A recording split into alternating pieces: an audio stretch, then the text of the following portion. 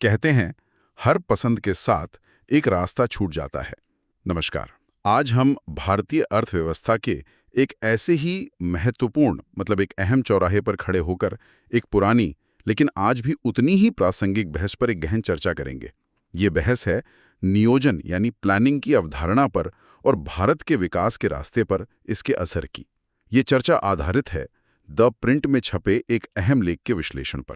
इसमें नियोजन के पक्ष और विपक्ष दोनों तर्कों को काफी बारीकी से देखा गया है।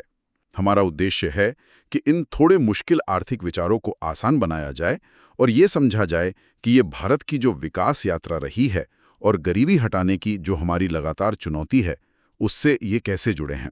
खासकर जो श्रोता यूपीएससी की तैयारी कर रहे हैं, उनके लिए तो ये विषय बहुत ही महत्वपूर्ण है। ये सीधे सीधे आर्थिक नीति बनाने के जो बुनियादी सवाल हैं, उनसे जुड़ता है। न सिर्फ प्रीलिम्स के लिए बल्कि मेंस में जीएस पेपर 3 अर्थव्यवस्था वाला सेक्शन, निबंध और यहाँ तक कि इंटरव्यू में भी ये बातें उठ सकती हैं। हम देखेंगे कि कैसे एक तरफ तो नियोजन को विकास और स्थिरता के लिए जरूरी माना गया, एक तरह का सुरक्षा कवच, तो दूसरी तरफ इसी लेख में इसकी असरदारिता पर गंभीर सवाल भी उठाए गए हैं।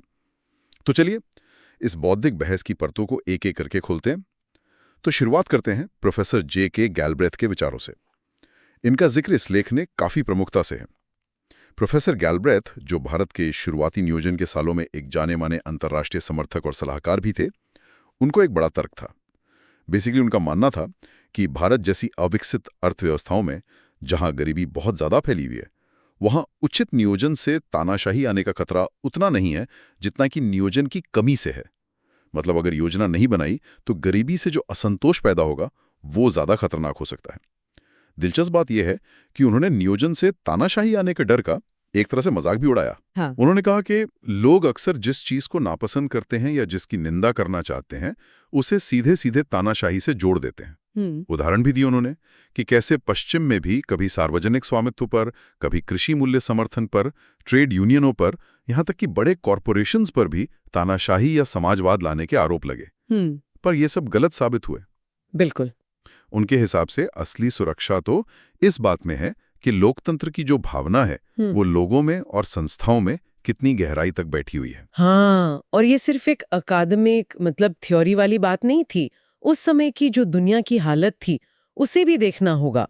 दुनिया कोल्ड वॉर में बटी थी, है ना? और भारत जैसे नए नए आजाद हुए देशों के सामने ये चुनौती थी कि विकास का कौन सा मॉडल अपनाए। गैल्ब्रेथ का मूल विचार ये था कि भयंकर गरीबी जो है वो अपने आप में अस्थिरता लाती है।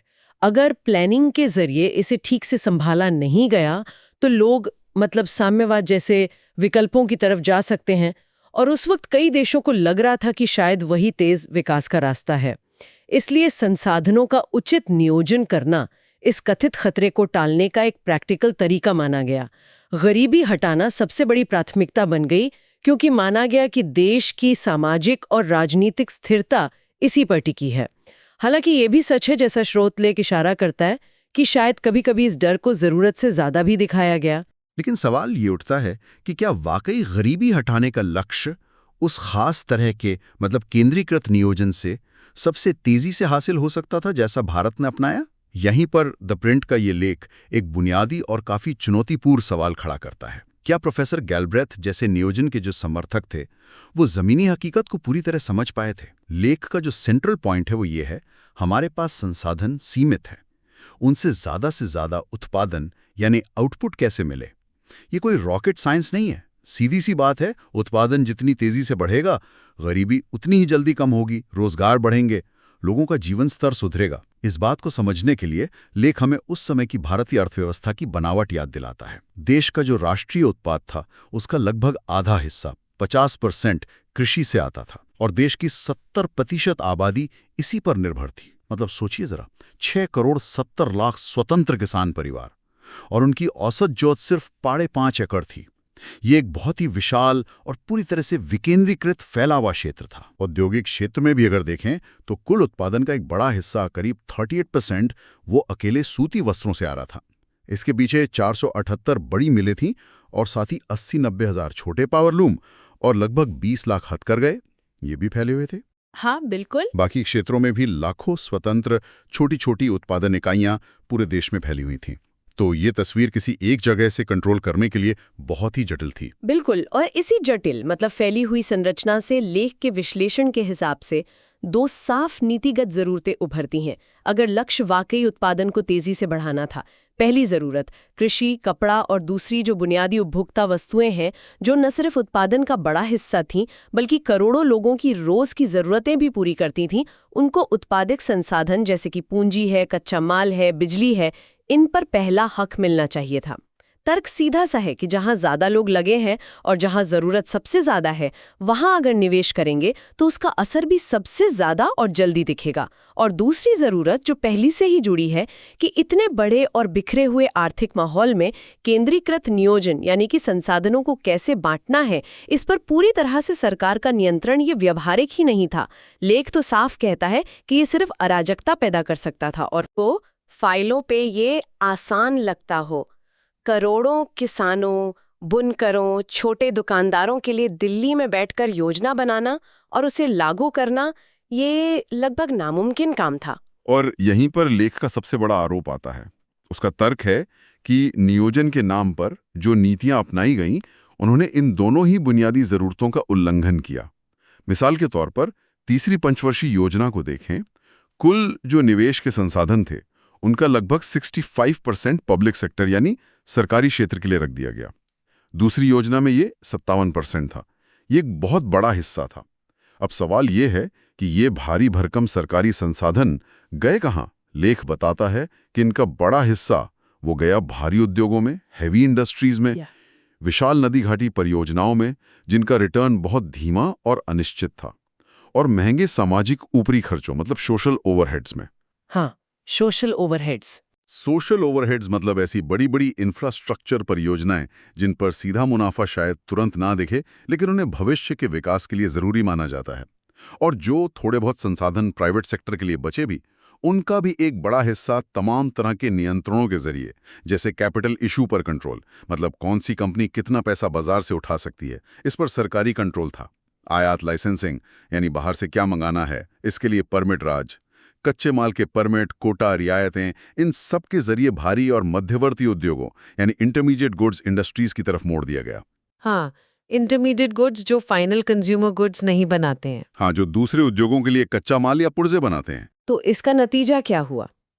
लेख के अनुसार इसका सीधा परिणाम ये हुआ कि कृषि और आम लोगों की जो बुनियादी ज़रूरतें थीं, जैसे कपड़ा, भोजन, रोज़मर्रा की चीज़ें, इनके लिए संसाधन बहुत कम बचे। लेख एक चौंकाने वाली तुलना पेश करता है। उसका आकलन है कि भारी उद्योगों में लगाए गए हर रुपए ने राष्ट्रीय उत्पाद में लगभग 14 पैसे जोड़े। अगर वही रुपया उपभोक्ता वस्तु उद्योगों में लगाया जाता तो शायद 36 पैसे जोड़ सकता था, और अगर कृषि में लगाया जाता तो संभवतः 65 पैसे तक जोड़ सकता था। ये आंकड़े वाकई सोचने पर मजबूर करते हैं कि क्या संसाधनों का बंटवारा सबसे सही, सबसे उत्पादक तरीके से हो रहा था? तो इस नीति का अंतिम परिणाम क्या निकला? लेख दावा करता है कि पिछले दशक में, यानी उस लेख के लिखे जाने से पहले के दशक में, भारतीय राष्ट्रीय आय औसतन सिर्फ 3.5% की सालाना दर से ही बढ़ी। और इससे भी ज्यादा चिंता की बात ये कि आम लोगों के लिए भोजन और कपड़े जैसी बुनियादी चीजों की प्रति व्यक्ति खपत या तो घटी या स्थिर रही। यानी विकास का जो भी थोड़ा बहुत फल मिला वो आम आदमी की थाली तक, उसके तन के कपड़े तक उस तरह नहीं पहुंचा जिसकी उम्मीद प्लानिंग के लक्ष्यों में की गई थी। ये किसी भी विकास मॉडल के लिए एक गंभीर सवाल खड़ा करता है। तो फिर विकल्प क्या था? अगर ये रास्ता जैसा लेख कह रहा है उतना कारगर नहीं था, तो क्या किया जाना चाहिए था? यहीं पर लेख एक बिल्कुल अलग नजरिया पेश करता है। वो इसे मुक्त बाजार के लिए नियोजन कहता है। सुनने में शायद थोड़ा अजीब लगे, विरोधाभासी सा, पर इसका मतलब समझते हैं। तर्क ये है कि अगर राज्य मतलब सरकार संसाधनों का इस तरह जबरदस्ती मोड़ना, फोर्स डायवर्जन न करे, यानी उन्हें भारी उद्योगों की तरफ धकेलने के बजाय बाजार की ताकतों को काम करने दे, तो संसाधन अपने आप सामान्य बाजार व्यवस्था के जरिए उन क्षेत्रों में जाएंगे जहां उनकी जरूरत सबसे ज्यादा है और जहां वे सबसे ज्यादा उत्पादन यानी रिटर्न देते हैं। हाँ, डिमांड एंड सप्लाई का सिद्धांत। बिल्कुल। तो लेख के अनुसार इसके दोहरे और कई बेहतर परिणाम हो सकते थे। पहला, राष्ट्रीय आय शायद 3.5% के बजाय 8 से 10% की सालाना दर से बढ़ सकती थी। ये एक बहुत बड़ा अंतर है। दूसरा, और शायद ज्यादा महत्वपूर्ण, आम लोगों की बुनियादी जरूरतें, खासकर भोजन और कपड़ा, इनका उत्पादन राष्ट्रीय उत्पाद के साथ साथ तेजी से बढ़ता। क्यों? क्योंकि इन्हीं क्षेत्रों में निवेश पर सबसे ज्यादा रिटर्न मिलने की संभावना थी, जैसा उन 65% और 36% वाले आंकड़ों से पता चलता है। और तब आर्थिक गतिविधि को योजना आयोग के बाबू नहीं, बल्कि देश के करोड़ों उपभोक्ता अपनी जरूरतों और पसंद से कंट्रोल करते। इसे ही उपभोक्ता संप्रभुता यानी कंज्यूमर सॉवरेनिटी कहते हैं। यहाँ ये समझना बेहद जरूरी है कि ये बिना नियोजन या अराजकता की बात नहीं है, जैसा कि अक्सर मुक्त बाजार के आलोचक कह देते हैं। लेख एक अलग तरह के नियोजन की वकालत कर रहा है। ये कह रहा है कि प्लानिंग तो होगी, लेकिन उसका तरीका और सरकार की भूमिका बिल्कुल अलग होगी। इस मॉडल में प्राइवेट सेक्टर में प्लानिंग कौन करेगा? वो लाखों करोड़ों इंडिविजुअल उत्पादन इकाइयां, किसान, कारीगर, छोटे बड़े उद्यमी, वो खुद करेंगे अपनी जरूरत, बाजार के इशारों और मुनाफे की संभावनाओं के हिसाब से। और पब्लिक सेक्टर यानी सरकार भी नियोजन करेगी, लेकिन उसकी भूमिका सीमित होगी, स्पष्ट होगी और मदद करने वाली, फैसिलिटेटिंग होगी, ना कि कंट्रोल करने वाली। अच्छा, तो सरकार का काम क्या होगा फिर? लेख के अनुसार सरकार का काम होगा एक स्थिर और ईमानदार रुपया सुनिश्चित करना, यानी ऐसी करेंसी जिसका मूल्य स्थिर रहे, महंगाई कंट्रोल में हो, लोगों का पैसे पर भरोसा बना रहे।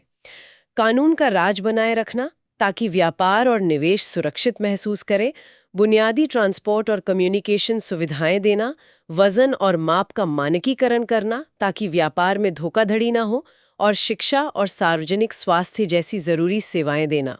लेकिन खास तौर पर लेख इस बात पर जोर देता है कि राज्य को सीधे व्यापार और उद्योग चलाने या संसाधनों के बंटवारे में सीधे दखल देने से बचना चाहिए। क्यों? क्योंकि ऐसा करने से उन लाखों स्वतंत्र इकाइयों की अपनी योजनाओं में रुकावट आएगी, जिससे कुल मिलाकर राष्ट्रीय उत्पाद को भी नुकसान होगा और सामाजिक न्याय को भी चोट पहुंचेगी। लेख कहता है कि भारत जैसे बेहद गरीब देश के संदर्भ में इस तरह के हस्तक्षेप से लोगों की तकलीफ कम होने के बजाय शायद और बढ़ सकती है। अब आता है कहानी में एक और दिलचस्प मोड़। याद है प्रोफेसर गैल्ब्रेथ की चिंता कि नियोजन की कमी से तानाशाही आ सकती है? हाँ। ये लेख उस चिंता को ही सिर के बल खड़ा कर देता है। ये तो पूरी बाजी पलट देता है। लेख का तर्क है कि जो मौजूदा केंद्रीकृत नियोजन नीतियां हैं, जो संसाधनों को कथित तौर पर गलत जगह लगा रही हैं और आम लोगों की बुनियादी जरूरतों को पूरा करने में नाकाम हो रही हैं, असल में वही नीतियां उस असंतोष को जन्म दे सकती हैं जो तानाशाही या अस्थिरता का खतरा पैदा करता है। जब लोगों को दशकों तक रोटी, कपड़ा, मकान जैसी बुनियादी चीजें नहीं मिलती, तो उनका सिस्टम से भरोसा उठना स्वाभाविक है। सही बात है। इसके उलट लेख का मानना है कि उपभोक्ता संप्रभुता पर आधारित मुक्त बाजार के लिए नियोजन, जहां संसाधन ज्यादा उत्पादक क्षेत्रों में जाते हैं, रोजगार बढ़ता है और लोगों की जरूरतें बेहतर ढंग से पूरी होती हैं, वो इस अस्थिरता के जोखिम को कहीं ज्यादा निश्चितता के साथ टाल सकता है। क्योंकि जब लोगों को आर्थिक तरक्की का अनुभव होता है, तो वे व्यवस्था के समर्थक बनते हैं। और अपने इस तर्क के सपोर्ट में लेख कुछ अंतर्राष्ट्रीय उदाहरण भी देता है, जो उस समय काफी चर्चा में थे। दूसरे विश्व युद्ध के बाद पश्चिम जर्मनी में इसी तरह के मुक्त बाजार, कंट्रोल्ड करेंसी और सीमित सरकारी हस्तक्षेप वाले मॉडल को अपनाने के बाद जो तेज आर्थिक विकास हुआ, उसे पहला आर्थिक चमत्कार कहा गया। इसके बाद यूरोपीय आर्थिक समुदाय यानी EEC के सदस्य देशों में युद्ध के बाद उभरे इजराइल, जापान, हांगकांग, स्पेन और यहाँ तक कि फिलीपींस में भी इसी तरह की बाजार आधारित नीतियों से अच्छे नतीजे देखने को मिले। लेख ये भी इशारा करता है कि ब्रिटेन का EEC में शामिल होने के लिए इतना उत्सुक होना, यहाँ तक कि अपने पुराने कॉमनवेल्थ साथियों से भी दूरी बनाने का जोखिम उठाकर इसी मुक्त बाजार मॉडल की आर्थिक ताकत का सबूत था। यहाँ लेख एक काफी तीखी टिप्पणी भी करता है। वो कहता है कि दुनिया भर में स्टेटिज्म यानी राज्य के अत्यधिक नियंत्रण वाली अर्थव्यवस्था से दूर हटने की इस शक्तिशाली लहर की खबर शायद नई दिल्ली या भारतीय विश्वविद्यालयों के अर्थशास्त्र विभागों तक ठीक से नहीं पहुंची है।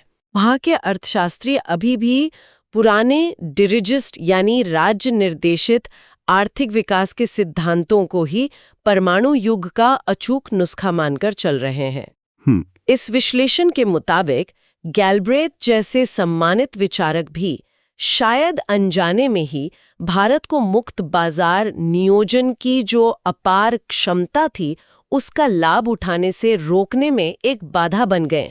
साथ ही लेख नियोजन व्यवस्था के उन इलिसिट बेनिफिशरीज यानी उन लोगों या समूहों को जिन्हें इस लाइसेंस परमिट कोटा राज से गलत फायदा मिलता था, उन्हें भी सुधार के रास्ते में एक बड़ी रुकावट बताता है, भले ही वो भी ऊपरी तौर पर जनता की भलाई की ही बातें करते हो।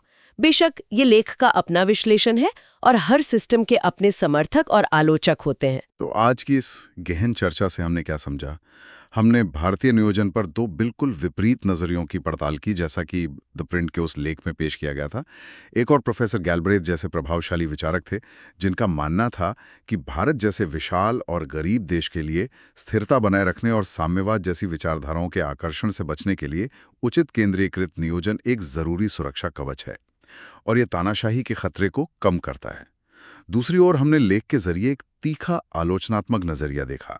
ये तर्क देता है कि भारत में अपनाया गया भारी उद्योगों पर केंद्रीकृत नियोजन मॉडल न केवल अव्यवहारिक था, बल्कि उसने संसाधनों को गलत जगह लगाया, उत्पादन की गति को धीमा किया, आम आदमी की जरूरतों को नजरअंदाज किया और असल में उसी असंतोष को बढ़ाया जिससे अस्थिरता और तानाशाही का खतरा पैदा हो सकता है। ये नजरिया उपभोक्ता संप्रभुता पर आधारित मुक्त बाजार के लिए नियोजन को ही तेज विकास और बेहतर सामाजिक न्याय का असली रास्ता बताता है। यूपीएससी के अभ्यर्थियों के लिए इस बहस के दोनों पक्षों के तर्कों और उनकी सीमाओं को समझना ये बहुत जरूरी है। ये हमें एक महत्वपूर्ण विचार बिंदु पर लाता है। लेख का निष्कर्ष काफी साफ है कि नीति सुधारक के सामने काम बहुत भारी है और आर्थिक व सामाजिक स्वतंत्रता देने वाली नीतियां ही एकमात्र व्यवहारिक रास्ता है।